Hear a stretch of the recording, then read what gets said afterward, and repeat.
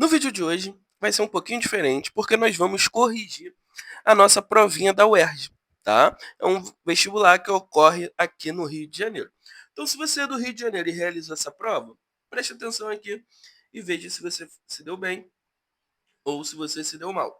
Agora, se você é de fora do Rio e caiu aqui nesse vídeo, preste atenção que tem muito assunto interessante para nós trabalharmos aqui. Foi uma provinha bem interessante de se fazer, mas com nível de dificuldade até baixo.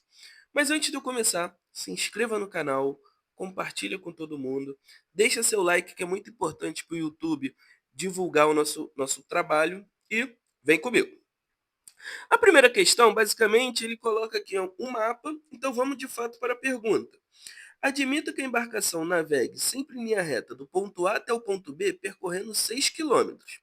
Então, o ponto A até o ponto B, 6.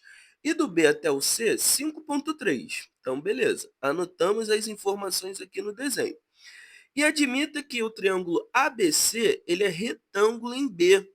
Opa, então se ele é retângulo em B, vamos colocar aqui, ó, 90 graus. Ele quer saber a distância de A até C. Galera, aqui é uma questãozinha clássica de triângulo retângulo, onde é só aplicar teorema de Pitágoras, tá bom? Então, o que o teorema de Pitágoras fala? A medida da hipotenusa ao quadrado, oposto a 90 graus, x ao quadrado, igual a 6 ao quadrado, mais 5,3 ao quadrado. Observa que ele está pedindo aproximado, então a gente vai chegar aí aproximado. Isso aqui vai ficar 36 mais 28,09, x ao quadrado vai ficar igual a 64,09. Bom, vou arredondar para 64. Então, x é a raiz quadrada de 64, portanto, x é 8, aproximadamente 8. Gabarito, letra B. Legal? Avançando. Questão 28. Agora a gente já pula para a parte específica só de matemática. Sabe-se que um radiano é a medida, tal. Beleza, então ele deu essa figura aí e ele quer saber o quê? Admita que a partícula percorra em uma trajetória circular o raio OA igual a 300. Então vamos anotar aqui, ó, 300 centímetros. E o arco mede 600 centímetros também. Ele quer saber a medida do ângulo central.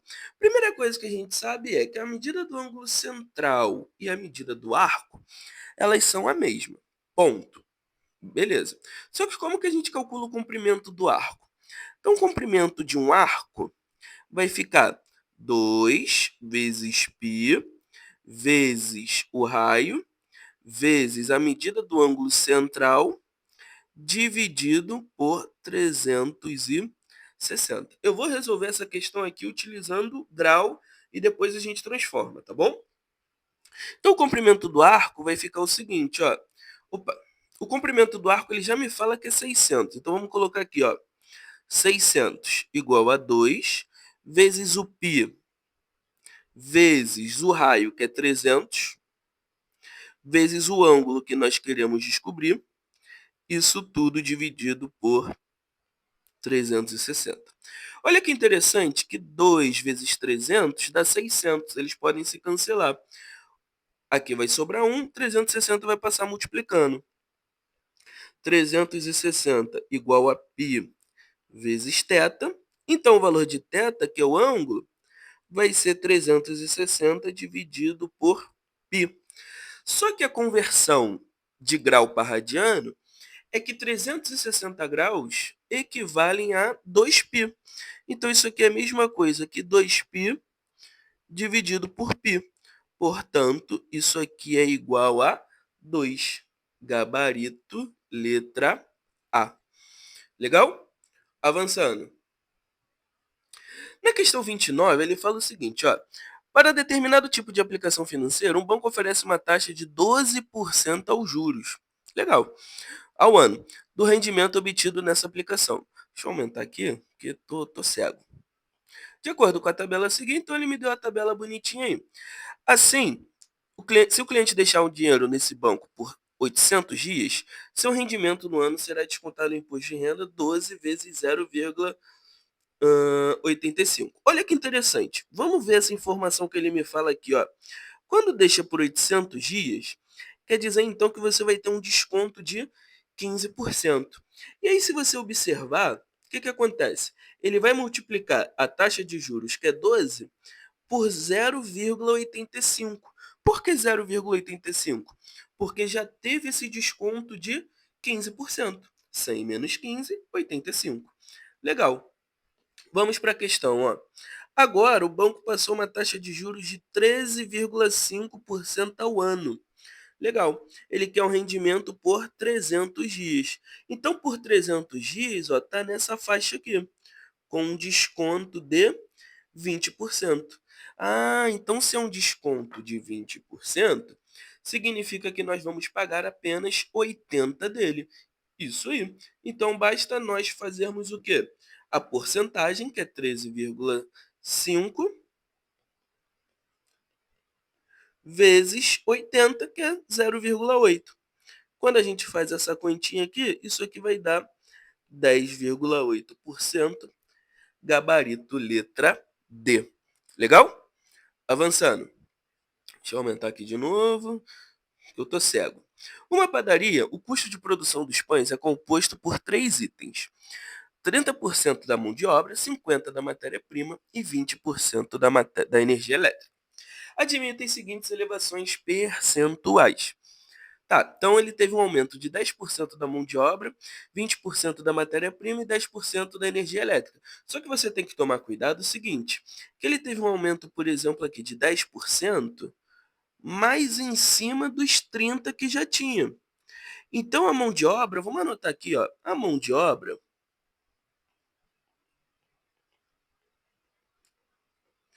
ele era 30% e passou a ser, bom, se ele ganhou 10% de 30 é 3. Então ele passou a ser 33%. Legal? A matéria-prima aqui era 20%. Ganhou 20%. Só que tinha um custo de 50. Então vamos anotar aqui, ó, matéria-prima era 50. Se ele teve um aumento de 20%, 10% de 50 é 5. Então 20% é 10. Então ele teve um ganho de 10%. Logo, isso passou a ser 60%.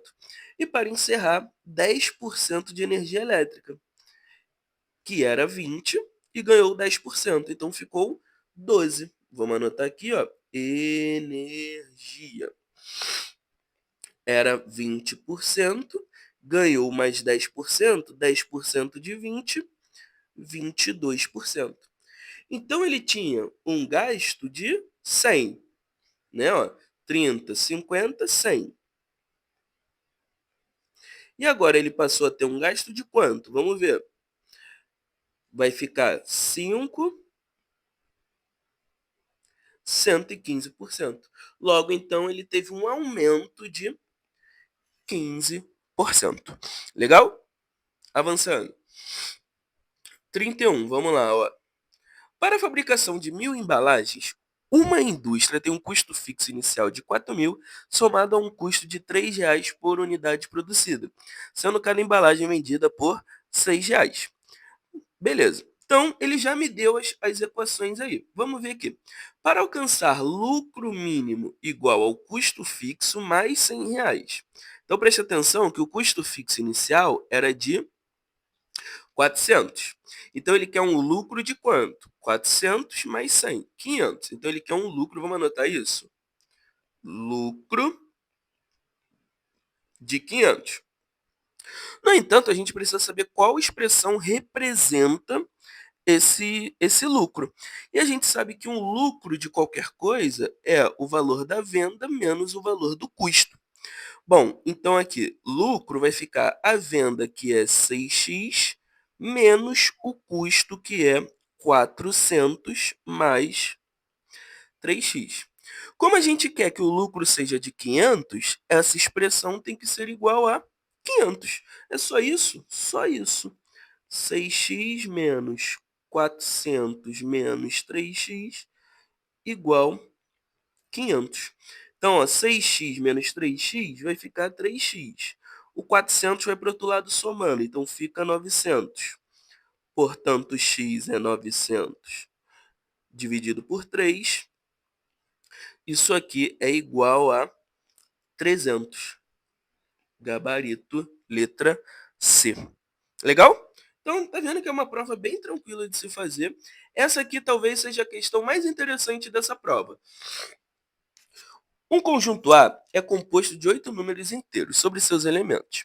Sabe-se que a média dos dois menores é 64, dos três menores, 68, dos quatro menores, 72 e assim sucessivamente. Admita que as médias mantêm um padrão acima, formando uma PA até a média dos 8 elementos. Então, olha que interessante, galera. Isso daqui, a cada elemento que a gente vai acrescentando, a média vai aumentando de 4 em 4. Portanto, olha aqui que interessante, ó. A média dos dois menores, vou botar assim, ó, menores. Deixa eu melhorar o seguinte aqui, ó. A média 2 vai ser igual a 64. A média 3 vai ser igual a 68. A média 4 vai ser igual a 72. Então, portanto, a média 5 vai ser igual a 76. A média 6 vai ser igual a 80. A média 7 vai ser igual a 84.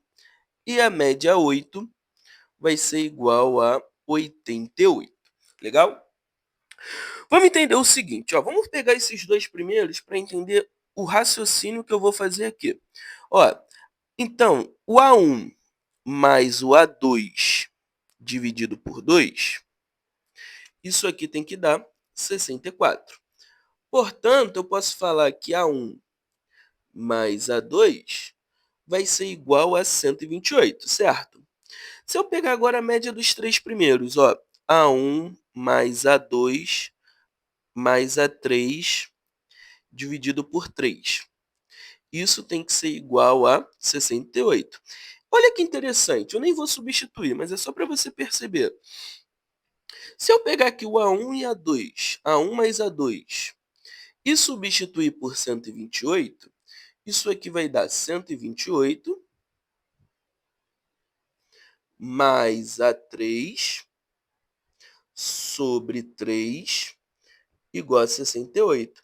Resolvendo essa simples equação, eu consigo descobrir qual é o valor de A3. Tá, então você está me dizendo que se você pegar a média dos anteriores e jogar na média do seguinte, você consegue descobrir a medida do próximo número? Exatamente. Então, se eu pegar... Então, você está me falando o seguinte, Léo. Se eu pegar, então, não preciso nem fazer de todos. Se eu pegar a média 7, resolver e depois jogar na média 8, eu tenho o valor do maior termo? Exatamente isso, meu querido. Então, vamos fazer isso, tá? Olha aqui. Então, A1 mais até o A7 dividido por 7 tem que ser igual a 84. Portanto, a gente vai ter que A1 somado até o A7 vai ser quanto? 7 vezes 84 vai dar 28. Vai 2, 7 vezes 8, 56, 58. Então, fica 588. Legal. Então, se eu somar os 7 primeiros termos, vai dar 588. Agora, se eu fizer com A8, eu consigo descobrir exatamente quem a gente quer.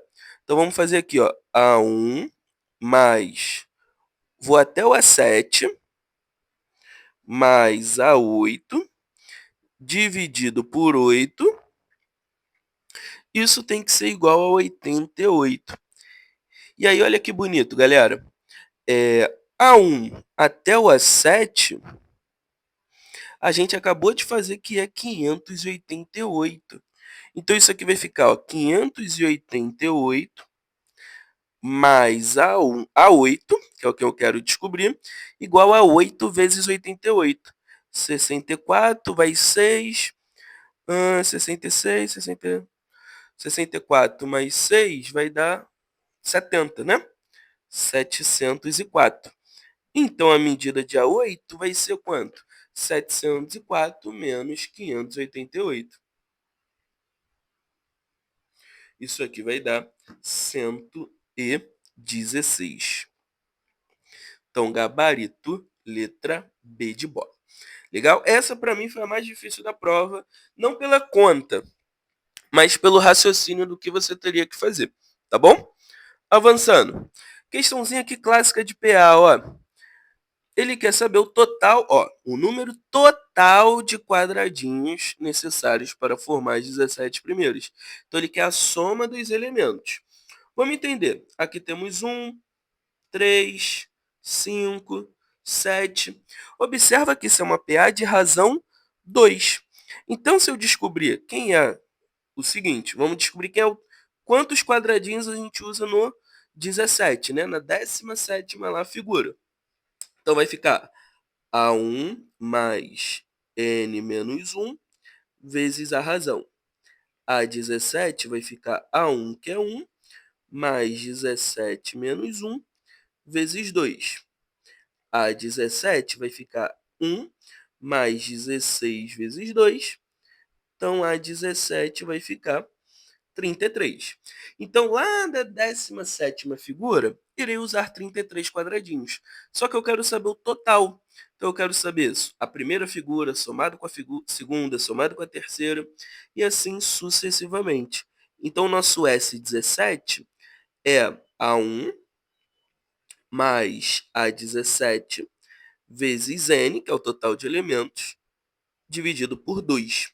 Então, o nosso S17 vai ficar o A1, que é 1, mais o A17, que é 33, vezes 17, isso tudo dividido por 2. Então, fica 34 vezes 17 dividido por 2. Podemos simplificar aqui, vai ficar 17 vezes 17, e 17 vezes 17 é 289. Gabarito, letra B de bola. E a última, mas a não menos importante, tinha que ter probabilidade, não tem jeito. Olha aí, uma urna contém 5 bolas numeradas de 1 a 5. Legal. Que serão sorteadas por 2 crianças. O algarismo das dezenas será a primeira bola sorteada e o das unidades a segunda bola. Se o número for par, ganhará um picolé a primeira criança que retirar a bola da urna. Se for ímpar, ganhará a segunda criança. A probabilidade da primeira criança ganhar o picolé é igual a... Então, vamos lá.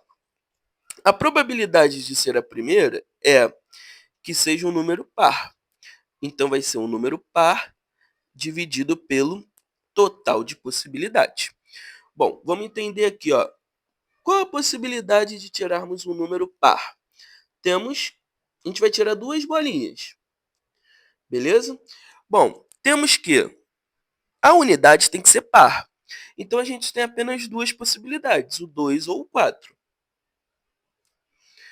E a dezena tem que ser qualquer número, exceto o primeiro número que nós tiramos lá na frente.